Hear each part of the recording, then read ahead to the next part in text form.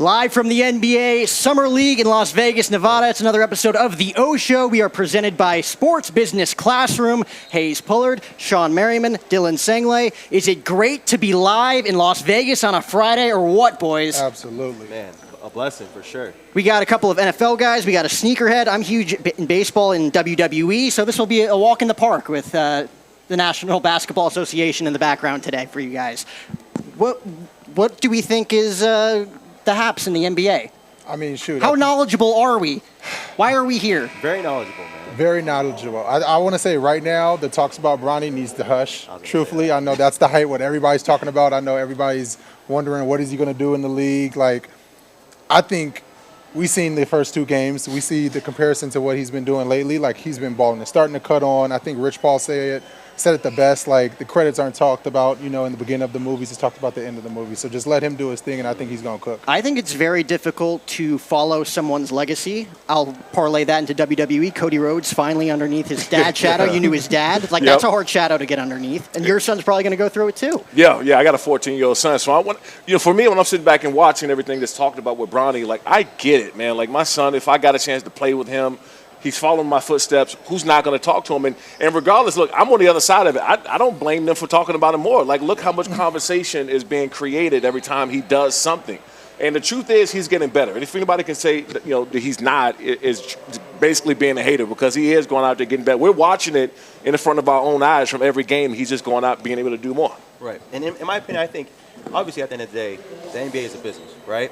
And from my perspective and from what I've heard, he's sold so many jerseys in his first week of getting drafted, right? So I know that not only will he make an impact on the game, but he'll make an impact off the court as well. You know what I mean? And he's just going to keep getting talked about for sure. Do you think from a media standpoint, he just has to keep his head on a swivel and just say, I'm not my father. I'm not going to match the expectations that some people are kind of putting on me. Maybe he'll exceed him one day, but he's just got to be his own man, which is the toughest thing to do when you're a legacy player like that. For sure. And I think him being this young in the game and him having that upbringing around LeBron has given him that advantage. He's accepted the pressure and realized, like, this is going to make me who I am. Like, LeBron's my dad, and LeBron has said it himself. Like, Bronny does not care about any of these conversations being talked about him. He's going to step on that court and he's going to ball out. And that's what I really love about his approach to the game, and I want to continue to watch him and celebrate the things that he's doing, and I'm going to be here for the whole entire road. And I want to say, this is not like his first rodeo. You know what I mean? Sure. Like he's not, he's getting a lot of coverage right now, but he's been getting this since high school, with LeBron being on the sidelines almost every game. So when you look at it like that, this is not the first time pressures come and they're talked about. Like, he's been talked about like this on another scale. Just now we're watching him at the NBA, and now everybody expect him to come out and do amazing things off the start, not knowing that he's a rookie that's going to struggle just like everybody else. So I think the conversations between them, at home or driving in the car, like, this has been a long time coming. So if anybody think that there's added pressure, right, there's added pressure. There's not. Like, he's been getting this already. Yeah. How do you think you're going to navigate it once your son gets, 16, 17, 18 years old and those conversations start to creep up, whether it's college ball, pro ball, potentially? Yeah, it's already happening. You get what I'm saying? So my son, I forgot. It starts younger these days. It starts younger now. Like, with the NILs and everything, like, they're watching these kids from junior high. They're already being looked at. Coming from somebody like me who committed to the University of Maryland my junior year, it was, like, absurd then. They're already looking at him now. He's, top, class of 2029 quarterback coming out of New Jersey. So the eyeballs on him. And so it's hard as a father, man. The hardest thing is you don't want to intervene. You don't want to step on his like, he already has enough pressure. So I'm more in the background, just hoping, like, hey, look, go out there, play hard, do your thing, and that's it. Because the more and more you get in the front street of that thing, it's more pressure on them. And then you become that dad that nobody likes. Yeah.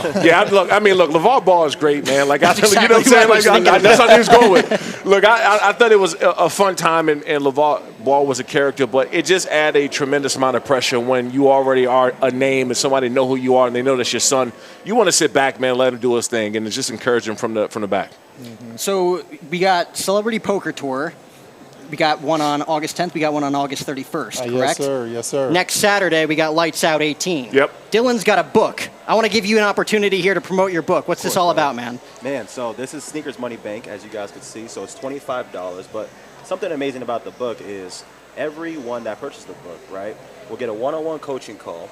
And I'll sign every single copy, right? So they get a 30-minute coaching call to ask me anything that they want, right? And actually, Jack, this is your copy, man. I signed it for you already. And it's got a He's message got as well. one, and I got to get Shawne one as well. Yeah, no, he got my number, so I'm expecting one of What those. does for sure. it say, Dylan? What does it say? Hey, man, so Jack O'Hara, a great friend. Keep up the great work. I'll see you at the top. No one's member. Don't sleep. We got the heat. Yes, sir. That's what's up. We're just getting started, man. I appreciate you very I much. got you, my guy. Of course. Anytime. I think I just have one question for them. Do you have some heat on your feet right now, though? Of course I got you. You should have brought some. What you got? Yes, sir. I had to do Yes, it to him, man. The I OG feel that. Mocha. Okay. You got the Trojan. It's perfectly placed in the set as Oh, well. yeah, that's my baby right there. Sean's got Yeah. some great tattoos. Yeah, I need some more, man. I need some more ink. Some great actually. stories behind his tattoos. Yeah. What's the next one? I got to finish the right side off.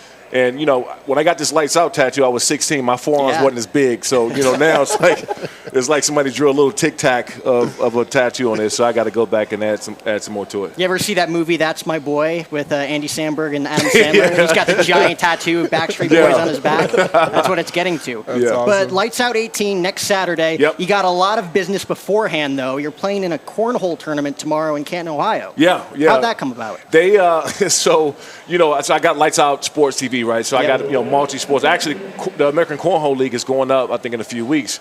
And they said, hold on, why? You know, we're carrying the content on your streaming service. Would you play in the game? And this is like 3 days ago. And I said, yeah, I'm down. So, you know, me, Marcellus Wiley, I think Vernon Davis, Steve Smith, and we're partnered up with other pros from the Cornhole League. So I think that's going to be fun. And I'm competitive, man. Like, they asked me what charity is going to. I said, I'm coming in to win. I don't give a shit. You got the game messed up. Yeah. And you're going to be partnered with a guy who does this professionally. You're going to be Yeah. the rookie in this scenario. Yeah, I go back to being rookie mode. But, you know, you give me a drink or something like that, man, I turn into a pro real quick. You see it on TV. So- Like, these guys need either like water bottles or like beers in their hands to concentrate. Yeah. Are you gonna have something in your hand? Oh, for sure. I got me a cab or something going down. I got to get loose. I got to make sure this shoulder nice and loose, man, because that's the first thing I'm gonna blame it on when it's Yes, too stiff. I'm like, hey, I just lifted weights, man, and went over. So Look at the flick of the wrist. Exactly. Yeah. exactly. What sport, or I guess competition? Because I wouldn't call poker a sport. Those are more so card games. But it's becoming its own Absolutely, phenomenon, right? absolutely. I What mean- sport, whether it be cornhole or poker, pickleball these days is huge. Yeah, yeah. What's going to be the next great sport in America? Ooh, I mean, you're seeing a lot of stuff getting activated lately. I'm seeing the slap stuff getting slap activated. slap, power slap. Those are crazy, I just man. found out they had knights fighting in the UFC rings, I like saw boxing that. I saw in that. telephone booths. I mean, it's so many entertaining things out there, and I'm just, happy to see, different things to get activated and whatnot. So it's cool to see. Yeah. I'm a big pickleball guy. Almost tore me MCL playing pickleball. Oh, God, so- yeah. Yeah, He was I out wouldn't there tell competing. nobody that. But, you know. I don't care, dude. Are you in any I'm the- leagues? No, God no. I was about God to say, I'm joining his league. If he's Yeah, out there joining I need someone to sub in. This is the PG version of F, Marry, Kill right here. Okay, it's gosh. start, bench, cut. LeBron, MJ, Kobe. Oh, no. Oh, well, you're actually probably the wrong individual. I'm starting Kobe. I'm a Kobe fan. I didn't grow up in the Jordan era, so I only seen pretty much his documentary, and obviously, unfortunately, I got to bench LeBron. I'm cutting Jordan just because I didn't watch Yeah. Jordan play. So That's a hot take. I was That's not my expecting take. that. That's rough. Because Kobe's my favorite player too, but I can't cut Jordan. I'm cutting LeBron. I would Yeah, start snap. MJ, Yeah. bench Kobe, and Yeah. have him ring off 20 points Yeah. in the final 2 I guess minutes. I got the and hot then take today. Because when it's Look- all said and done, MJ was 6 for 6, Kobe was 5 for 2, Yep. LeBron's 4 for 5. Yep. Yeah. Yep. I mean, you can't go wrong with that. It's going to be different case to case if you're talking about 5-on-5, are we talking about 1-on-1, are we talking about the final shot? Like, it is different, variables, but nothing to get you guys' take. Well, I got to go with start Kobe. Shoot, man. All right, because Kobe's my number one as well. So start Kobe, bench MJ, cut LeBron. Yeah, Yeah. I feel like that's pretty fair. Why is the debate always Jordan versus LeBron? Like, since he came into the league, I want to say like 06, 07, 08, that's when it really started, before he even won one ring. But Kobe Bryant's name was always kind of put off to the side. Because me personally, being a Kobe fan, like that's my favorite player. So it's really hard to separate Kobe and Jordan because they played the similar style. Yeah. Like they were so close to each other. So it gets overlooked because we already seen a version of Kobe, which is Jordan. So LeBron is really, in my opinion, when you talk about his body of work, and I'm talking about from high school on, and his physical capabilities, he's in a class of his own. Like, we're not look, I don't think we're gonna ever see another LeBron James. And I'm not saying somebody go, physically or whatever. I'm talking about someone who had the pressure from 18 years old all the way through and has filled the shoes all the way. Like, he has over-exceeded anybody thought what they thought he would be since he was 18 years old. No one thought he would have this kind of career and the longevity of it. So I don't think we're ever going to see that again. Like I said, Kobe's my favorite player. But anybody's denying, like, the longevity of LeBron, we're never going to see that again. You have a fun Kobe story, too. Yeah. You talked to him on the phone. You thought it was some dude, and you're just like, F this guy. Yeah, so I when the first time I met Kobe was at the ESPYs, like in somewhere in the mid-2000s, and I was walking by, and I felt somebody grab the back of my leg. So I kind of turned around and looked, and it was Kobe. He was sitting down in the front with Vanessa, and I was like, I was, kind of starstruck a little bit because this was like after my rookie year, and I just won some accolades and stuff. But he knew who I was, knew my stats, knew everything, and I was like, man, I'm freaking out. Like, this is my favorite player. And I didn't see him again or hear from him in a couple of years, and I ended up getting injured, and it was out there that I had these injuries. So I got a phone call, like, out the blue. And I think it's from a Newport number, one of the OC or something like that. So I looked at it, and then I answered, and I said, hello. I said, who's this? He said, Kobe. And I'm looking at my phone like, Kobe who? You know what I mean? Like, somebody, like, certain people got that one name, you just know who they are. And I knew who it was, but I just didn't know why he was calling me. Like, looking at my phone, it's like, Shawne, it's Kobe Bryant. I'm like, oh, yeah, I'm losing it. And I said, what's up, Kobe? Hey, I saw your injuries and all that stuff, and you had some injuries. I want you to go see my doctors over in Germany, and Kobe actually put me on the stem cell stuff, and so he just out the blue, man, just who he was, just like always taking care of guys and looking out for them, and I'm forever thankful, man, because it really did change my life. And it's like a different type of breed, Kobe Bryant, right? Just mindset-wise. Yeah. He was preparing for life after basketball his rookie year. Yeah. Which is incredible. You see that so more and more these days with these guys as well out here. Who was it that said that basketball was just a job? Jokic. Yeah, Jokic. Said basketball is just a job, and if you're looking at it that way, it's like, okay, to one's own credit, but also, like, isn't this a passion to some degree? Absolutely. Don't you have to have a passion to play in the NFL? Don't you have to have a passion to do anything in business and life? Baby. Mama mentality. And yeah. I feel like Mama mentality has been so huge for not only athletes, but like everyone in business and just anyone in general, right? Like, Mama mentality means a lot to me in general, like, especially growing up playing basketball, and getting into business and doing whatever I do right now. And like, it's true, like, Mama mentality, like, plays a huge role in everyone's lives. Yeah. That's actually one of the tattoos I'm going to still get. Mama mentality? Yeah. Where at? Yeah. Probably somewhere on my arm or back. Okay. I said it when he passed away. I said I was going to get it, and then I'm still going to get it. So yeah, and you've taken that to the nth degree too with all the businesses that you're in. Yeah. Talk to me a little bit about Lights Out, media now and the network side of it. Yeah. So I just launched Lights Out Sports TV, which is a free ad-supported all sports streaming service. And we're available on every CTV platform, so Roku, Apple TV, Amazon Fire, iOS, Android. I think Vizio just went up today, LG. So we're on every major TV platform. And we got, like, I think 26 or 28 channels up, and I think like 250 movies and sports documentaries goes up today.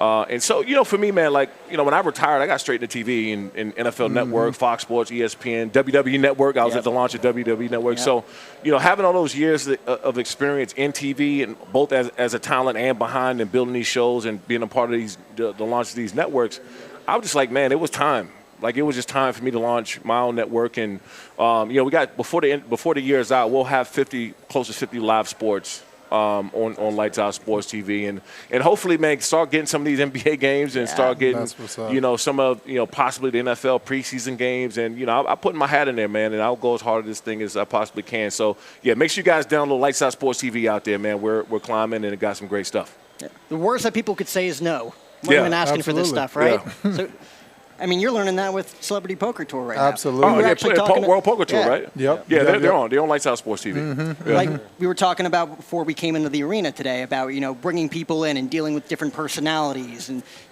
providing as much value that you can for people that you're working with.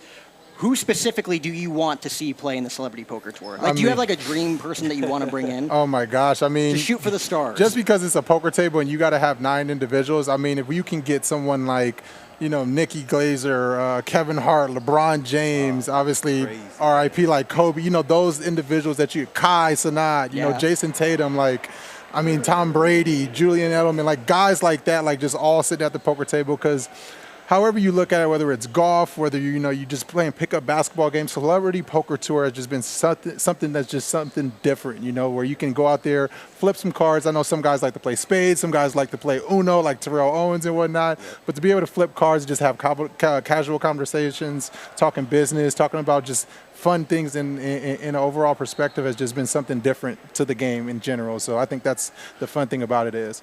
And I've been watching since it's on Lights Out Sports TV. I've been watching a lot of like the commentary. Oh, it's hilarious. The commentary for World Poker Tour is almost just as entertaining as the actual like game because they're sitting around and like they're predicting certain stuff and like what somebody's thinking and what they're planning on doing and they do it. You're like, holy, they already knew what they already guessed it right. So the commentary for World Poker Tour has been like the best part of watching it.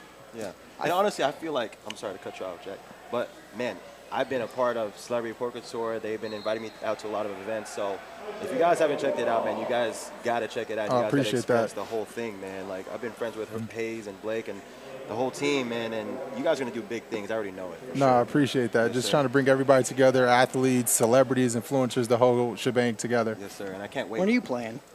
Blake's been hit me up. We can only bet for so long. Man, I know now, man. It's just hard to, like, first of all, I got ADD, so to sit anywhere. But it's like even tonight, man, I'm flying out in the red eye to play tomorrow on the ESPN on the cornhole. And I get back and I'm right to LA, like right away, man. So my schedule's been crazy, but I feel bad, man, because Blake, that's my boy, dude. And I'm like, God, man, I want to, but I just haven't had the time. But we carrying it though. We're carrying it, and I still, promote it across my social media platforms. If I know anything about Blake Wynn, he's persistent, man. He is persistent as hell, man. He is persistent as hell. I love that. Yes. Yeah, he'll get it. No, it's coming. It's coming. Who do you want to see fight in your promotion next? This thing is, we got a lot of these up and coming like superstars, right? And so the reason we're getting so much viewership and stuff now, like all the top guys in the country are trying to come to one of our cards. Like 2 years ago, dude, it was hard. If another promotion, had something close to us, like they would fight for that promotion because they knew who they were. And it was hard to like fill up a card, especially with top talent. Like now, we can't even find room for some of these guys. Like we'll have 16 fights in a night. We'll have like 6 or 7 amateur and like 9 or 10 pro, and we still don't have enough to get everybody on the card, man. But if I had my guess, there's a couple like former athletes I think that.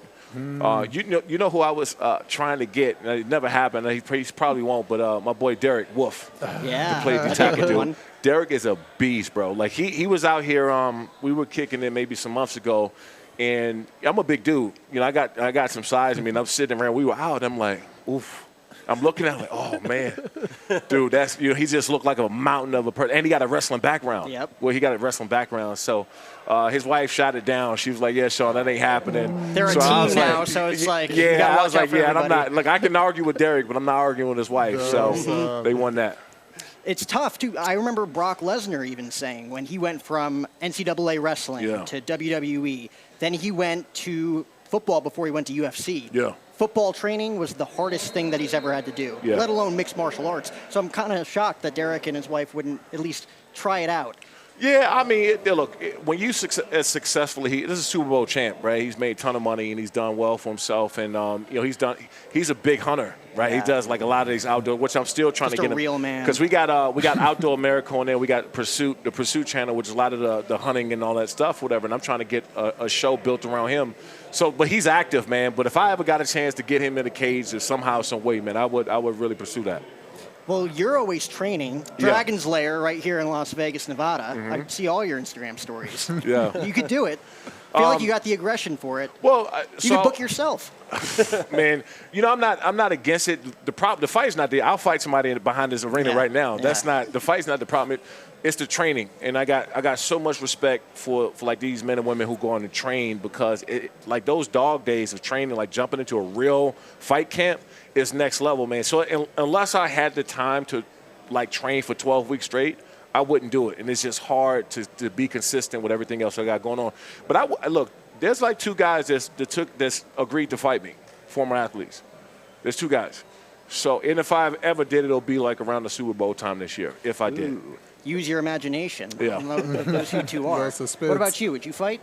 No, Never? I refuse. You're a lover, you're not a fighter. Yeah, I mean, I left those dog days back in middle school, high school. Obviously, playing football, that's the least physical I will ever be again. Being hit in the face is different for me, because then it's like Shawne said, we got to go in the back and settle this like real bad. So, no, I would not step in that ring. Those are different human beings. They've trained, to be lethal. Those hands are lethal. I mean, that's why they're, against a lot of fight individuals like that. So, yeah, no, I'll stay in my lane, in the football specific lane. Maybe pick up basketball at most. Who do we think out there on the court right now, or who has played at all this past week at NBA Summer League, would be a good fighter in your guys' eyes, just based on built and strength? Summer League. That's tough. NBA in general. I'll widen your horizons. I think, dude, Anthony Edwards, man, like, Yeah. He got that dog. He got the dog in him. Now, I'm not saying that he will go out and actually take a fight, but somebody that like has that explosiveness about him and will fight. If you teach him how to fight, a lot of those guys, man, like I was, remember Jacob Bell? Yeah. So I was training with Jacob Bell like maybe about a year or 2 ago, and like he actually had some smoke with him. And I was like, my mind, as a promoter, you're looking at him like, and we were sparring. I'm like, damn, he can actually. What if? No.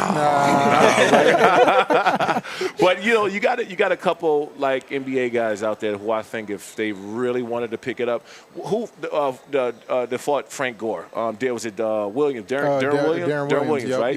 Yep. So there are guys there are NBA guys who will. Well, look at Nate Robinson. Yeah. He boxed. Well, Yeah. that wasn't, that's not. Maybe prime Ron Artest. Yeah, I mean, he had that prime aggression. Ron Artest, That'd be crazy. Yeah. Ben You got Wallace. like Drake. It's like you need somebody with like Draymond Green's attitude, but like built like Anthony Edwards. You get what I'm saying? Like With the explosion. with that Yeah, I got you, explosive I and got you. athleticism. Like you get an NBA guy like that, he probably will have some success. And the charisma behind it, the cockiness of Draymond Green. Yeah. You can go a long way with that. Yeah. We've seen and this is my opinion, maybe you guys have a different take, especially in the UFC, a lot less charismatic personalities on the mic. Am I wrong? Well, you got a handful of those guys, right? Like, I appreciate the guys who just stick to who they are, because some of them force it, and you can tell it's forced, like it come across corny. But the ones who just like Shane O'Malley, dude, like he's just a character. He is just, no matter what he's doing. Like I've been around O'Malley, he's not doing anything. You're just like, this dude is a character, and he's not doing anything, right? So you got, I would say about 10 UFC guys who are just, no matter what, they're going to have that thing about them. And you got some of them that just have to come into their own because they're used to being in their shell, not saying much. And it's something I actually talk to a lot of our up-and-coming fighters. Like, man, listen, in this sport, you have to be able to sell yourself, right? And so, like, it's not always the promotion's job to get behind you to make you who you are. Like, you got to, outside of fighting, you got to promote yourself a bit more, because in this sport, man, like, it's not like NFL. People come to see the Chargers, or people come to see, another NFL team, and they might have a favorite player, but they're coming to see their team. And in combat sports, man, like, they're coming to see their fighter, their favorite fighter, man, so you got to be able to promote yourself. Aljamain Sterling, friend of Celebrity Poker Tour. Absolutely, Great fighter, absolutely. great promo artist. Amazing individual. Great individual. Didn't he just signed a contract, didn't he? Like, Yes, for for 307. UFC 307. Yep. Yep. No, awesome individual. I mean, I love him. I mean, shoot, just literally organic, genuine, from emails. And then obviously you meet him in person. He's an even better person in person. So, like, that's the individuals that we want. I feel like it is difficult finding people like that, too. People who are just down to earth, genuine, want to be surrounded by good people, while also have that big vision, because everybody obviously wants to make their bag and everybody wants to, kill it in whatever they're doing. But it's tough to find that individual that has all of those qualities, especially talking about Bronny, right? He was raised right, so he's got all of those tangibles. Now he's got to prove it on the court over the next decade, 2 decades, however long he's in the league. Mm-hmm. But it's difficult to not only raise that. I mean, I'm sure you've seen it with your son. There's probably times where you got to discipline him, and it's just like raising a child. Yeah. But like, how do you go about trying to plan to have all of these tangibles in a young man and watch him grow up? You just, for me, well, my son, I just put him in a position, right? Like I just dropped him off. We were talking up. I took him to the IMG Academy in Sarasota a couple weeks ago, and I dropped him off at camp, and I'm out. He called me or FaceTime me and stuff at night when he gets done. But you try to just set them up for success, but the rest of it is up to him. I can't go throw a pass for him. I can't go to make him go to the gym or go to the gym with him all the time. So you just put him in position, like making sure he has the right quarterback coaches, making sure he has the right trainers, making sure he's going to the right camps, he's getting seen. Like that's one thing that I talked about with him a lot is like he wasn't good. He didn't like social media. He posts like twice a month. I'm like, dude, that's not, you know what I mean? Like, and I'm, I get it that social media is not everything, but it helps in that position to be seen so people know you are. Now you got to go prove it. Because now it's your brand nowadays. Your brand. NIL, everything's activated now, and high school level, college level. Like you can get paid. You can get treated like an NFL player in college now. Well, as two content creators right here, and you post all the time. Yeah. It's hard. Yeah. It's hard, man. It's like a full-time job that, is. Pays very little when you're on Instagram and YouTube, and just making it with that. But it is a full-time job on top of everything else that you're doing. Yeah. And you can go brain dead doing this stuff, man. Yeah. Indeed. So, man, you got to use social media as a tool, though. You know what I mean? Back then, when I started posting, I used to post like 10, 20 times a day on all platforms. And it was crazy. I still use it to this day. And, like, social media changed my life for the better. You know what I mean? And without social media, I wouldn't be where I am today. And I actually bought my own house just off of social media. No, that's what's up. That's what's up. I mean, credit to you guys for the creative minds to be able to post, have 20 different ideas per day. I mean, that's awesome. Yeah, dude, that's a lot. Yeah. No, it's a lot for sure. I got 6 editors now. It's ridiculous. Yeah. But you gotta come up with all these different ideas. But that's why you have AI. You know what I mean? AI helps me a lot with my content ideas. Changing the game. I text myself content ideas all the time. So you know what I mean? I'm posting every single day now. Still. How difficult for all three of you guys is it to stay sharp and have those ideas going in your head? Whether it's trying to like put together, and it's almost like a blank canvas, right? And then you got to like paint a picture, whether it's with Celebrity Poker Tour, whether it's with any of the businesses that you're doing, and just being all over the place in all these different cities, doing all this different stuff, Like even showing up for Cornhole tomorrow, taking a red eye, and then like turning that into content, and then building those relationships, bringing it all back next weekend. You got Lights Out 18. You're starting the network. Content creation, like you have 10, 20 times a day. That's 10 to 20 ideas that you think, okay, these are going to do really well. And then you got to wake up and do it again the next day. How do you stay fresh? Well, a lot of the videos won't even do well. You know what I mean? It's just about that consistency and that persistence, right? And you just got to show up, And to me, I'm even recording right now on my phone. I'm sure you ran out of storage already. No, not yet. But basically just documenting the journey, documenting what you do each and every day.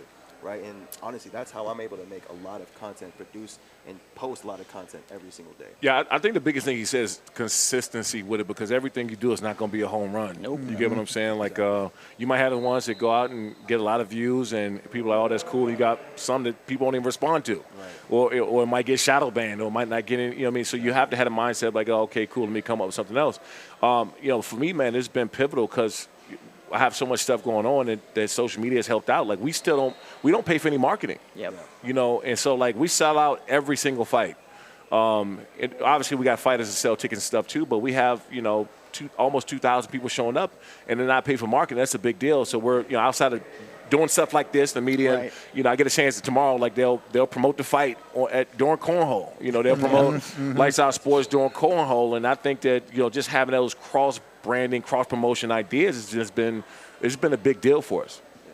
I mean, with myself, like you said, the consistency, the mindset, for an individual like myself, like I love, whether you call it stealing or what, like I love stealing greatness from great people around me, Like I look at, for example, I like to shout out Shawne, in the morning, sometimes I don't want to get up. Sometimes at 5 a.m. I don't want to work out, but I'm like, shoot, Shawne getting it right now. Like he's flipping it around, he's sparring. I'm like, well, I got to get in this ice bath. I got to go work out. I like to get around my partner, Blake Wynn, and shoot, back and forth some ideas. I think that generates, those ideas that you talk about on repeat. So getting around individuals that you really get inspired by watching them, and I think that helps motivate you. So like that teamwork really makes the dream work. And like you guys were saying, not every idea is a slam dunk, you know? For sure. So you may as well spit out every idea that you have, because Exactly. 1 out of the 10 is going to be the one that's going to hit for the next month, right? All you need is one.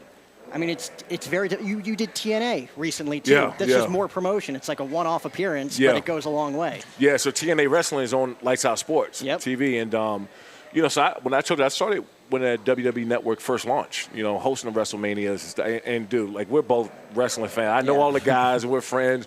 I'm still a fan. You get what I'm saying? Like, so from a distance and being able to work with them directly, being up there on the stage with like Mankind and Booker T and Shawn Michaels, and I'm like, what the hell is going on in my life right now? Because these are all people you kind of grew up, and then obviously, you know, I did TNA some months ago, and they're on this. We did like a nice launch of Lights Out Sports. They kind of just flipped the script. My boy AJ Francis had brought me in there and said, I think this would be cool if we go and do this. I'm like, let me see.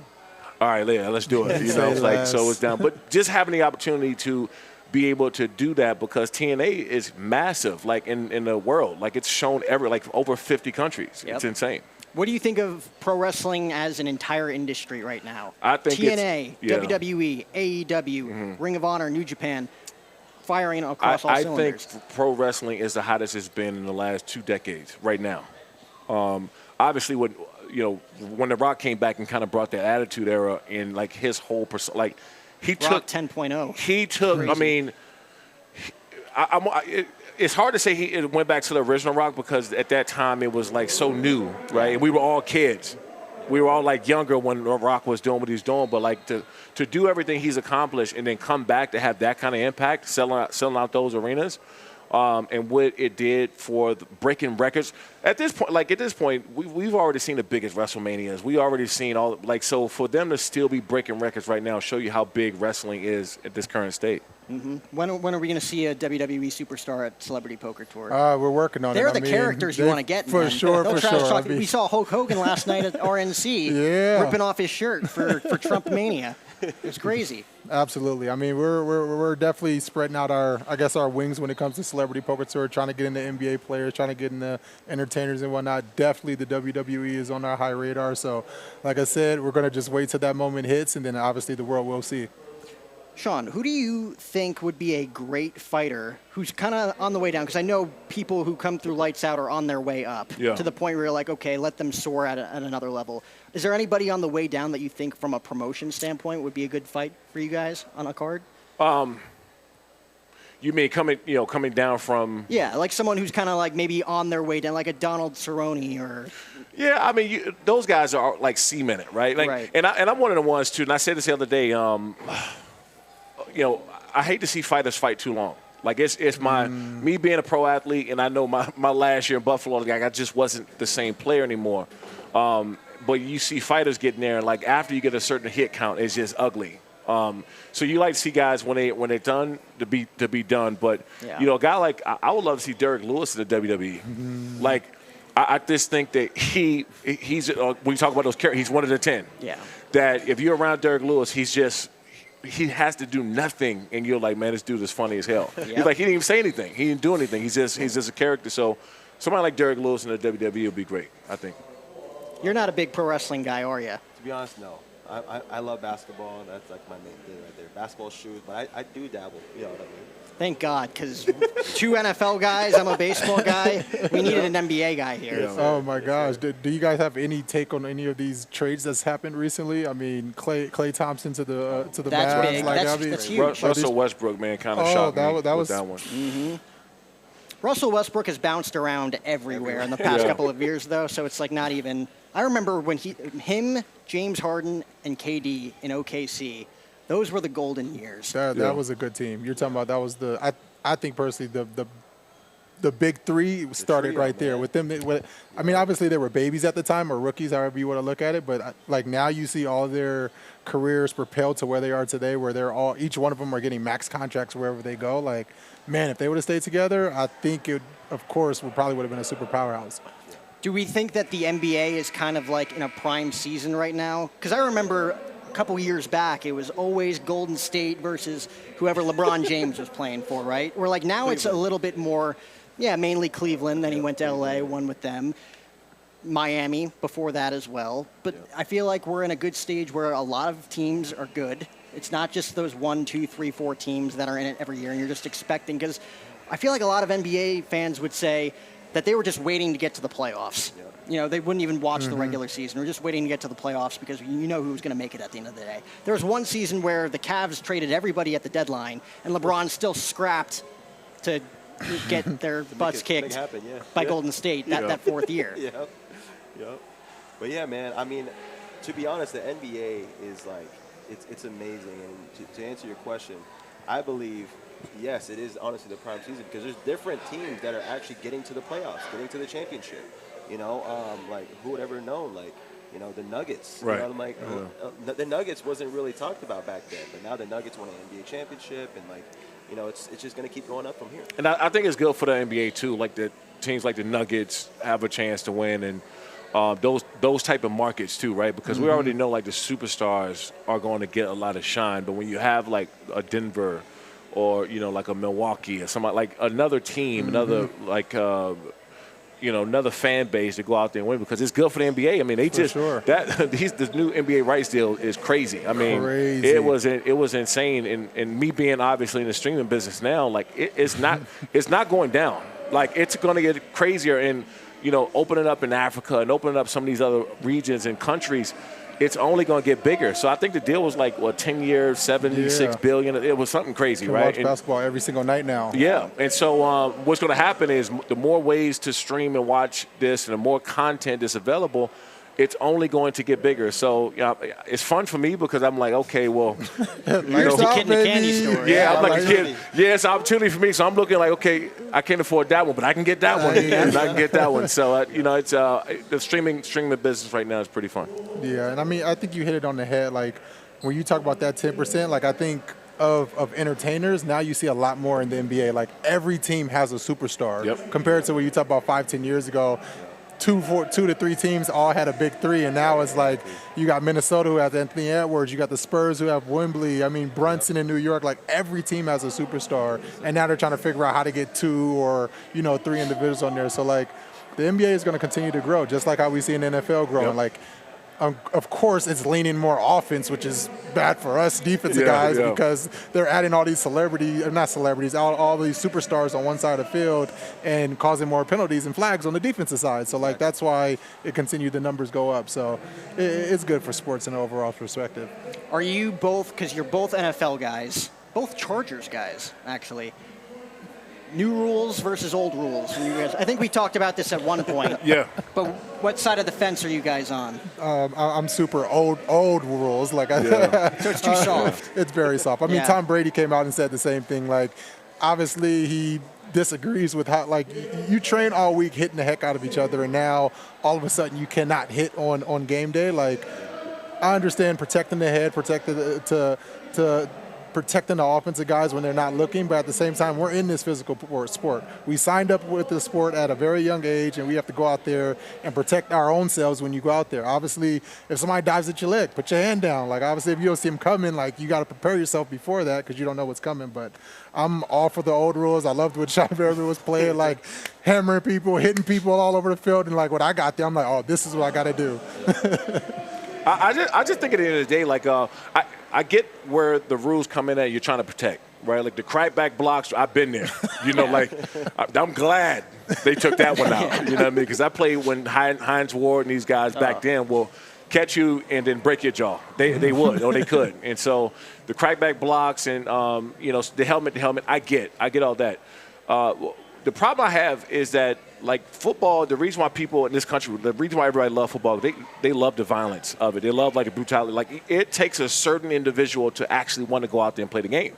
And how many times have you seen guys go out there and try the first week and quit? I'm going to play basketball. Yeah, I'm going to play basketball. I'm going to run track. Like, they just like, oh, this is right not. Here. Yeah. You know, I make this joke that football created more doctors and lawyers than any other industry in the world. Like, you know, so I like that part of it. But at the same time, man, like, you don't want to take the passion away, not just from the players, but the fans. Like, people love, like, I remember the Jacked Up show they had back in the day, right, on ESPN. Yeah. That was one of my favorite shows because they showed all the big hits and who got jacked up. Like, it's a part of what football is. And so I hope that they don't keep going too much, because then you'll start turning the fans away from the game. It's the reason why everybody loves football and everything else. And at least here in the country, it's like second, because football is such a physical sport. But I love watching NBA. I got a ton of. I played basketball first, man, in PG County. Like I grew up with KD, Michael Beasley, Nolan Smith. Who else in there? DeMar Johnson. It was like 10 of us in a 5-mile radius, that grew up. But so I played, we all went through like the same AAU together. The thing is, I started going here and they kept going there, so I had to pick my poison. Just a full murderer's row in that neighborhood. Yeah, no, for sure. That's nuts. Well, I appreciate you guys coming by. Thank you for having us. NBA Summer League, we're presented by Sports Business Classroom. Remember to comment, like, and subscribe on our YouTube channel @Jack O'Hara TV. Let's have a fun time. Be a friend. Tell a friend. We'll see you next time.